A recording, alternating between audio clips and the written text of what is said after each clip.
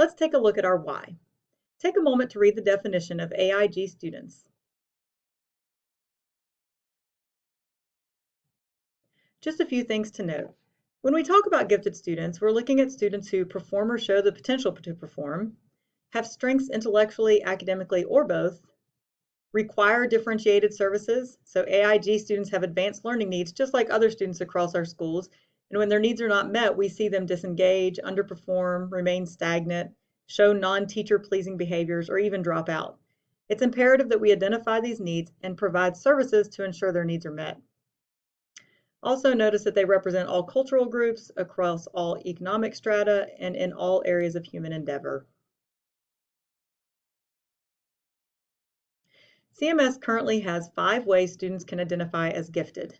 Definitions align with state definitions. There are multiple pathways, both formal and informal, for identifying in a variety of capacities. Students have multiple opportunities to demonstrate areas of strength. We'll look more closely at the pathways later.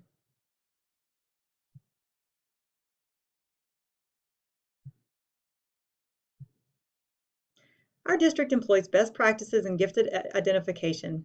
All students are screened and receive a minimum of 3 assessment opportunities. We utilize multiple criteria, including formal and informal opportunities. The process is comprehensive and aligned to our TD Catalyst service model.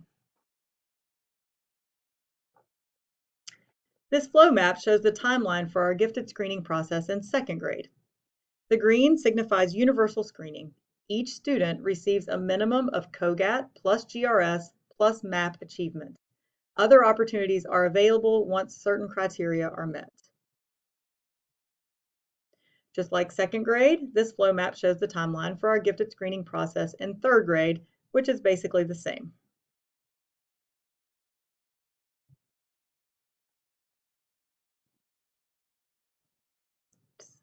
Sorry about that.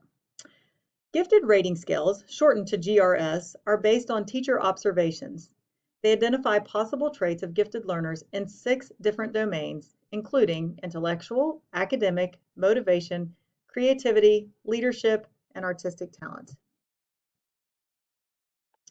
The Cognitive Abilities Test, known as the COGAT, is an aptitude test that measures reasoning and problem-solving skills.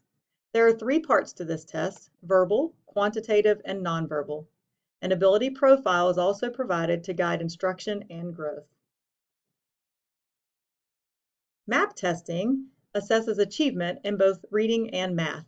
COGAT and GRS will be paired with MAP to determine gifted eligibility. The Iowa Test of Basic Skills, known as the Iowa or the ITBS, is an achievement test of both reading and math. In order to participate in this opportunity, students must score in the 77th percentile or above on the listed areas of the COGAT and not identify based on MAP scores. Some students, based on defined criteria, will get the opportunity to participate in the portfolio process. The portfolio is an informal opportunity based on student work samples.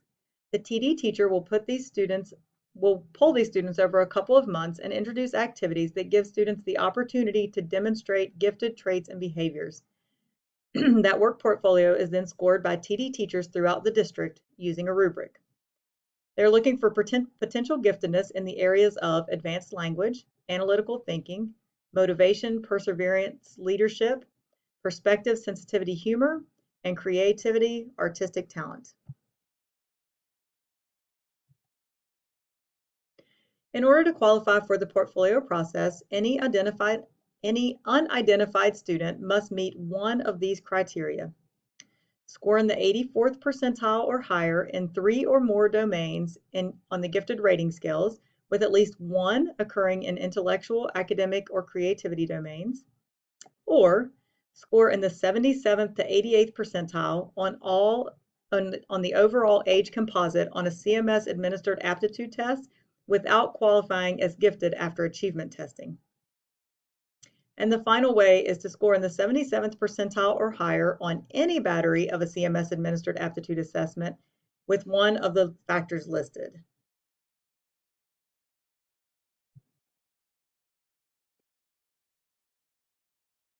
So why 77?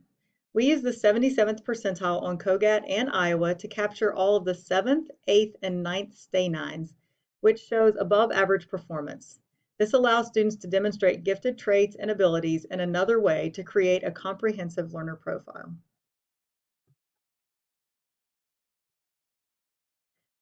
Teachers rate students via observational checklist in 6 domains.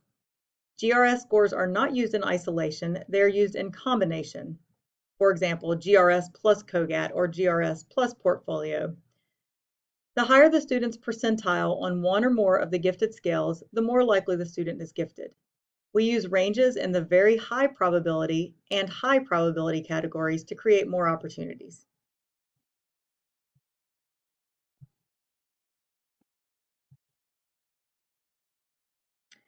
When you look at the identification rubric on the next slide, you will see that students start earning points for aptitude and achievement scores in the 77th percentile or higher. Once a student identifies as gifted in any capacity, the process stops. We do not want to continue to test kids unnecessarily. There are multiple pathways for students to identify as gifted. Pause here and take some time to look at the rubric.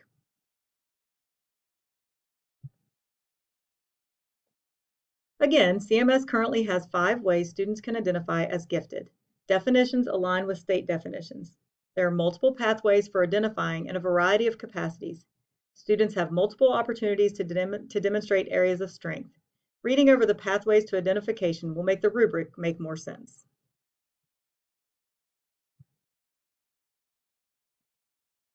For the next few slides, I will move through and allow you to examine student scenarios. Feel free to pause the video so you have more time to study each scenario. After examining the scenarios, I will talk about additional opportunities for identification and what to do if you still have questions.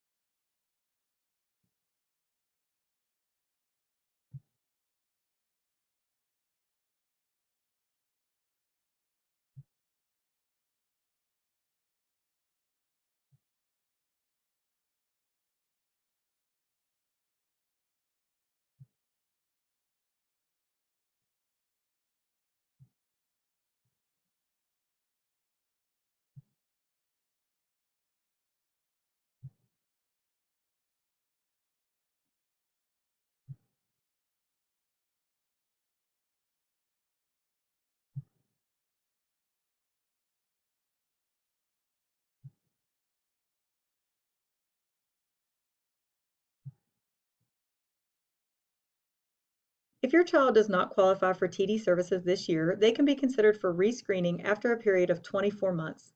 Each year, the TD site-based committee meets to look at existing data for all 4th and 5th graders.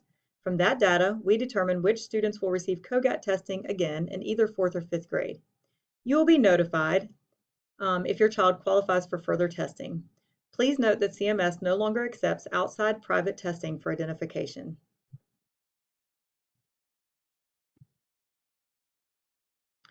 Please take a second to fill out the form so that we will have record of you watching the presentation. The Google form will also have a place for any additional questions you may have, and either Mrs. Powers or I will reach out to you as soon as possible to answer any questions. Thank you for attending our virtual information session. We hope this was helpful.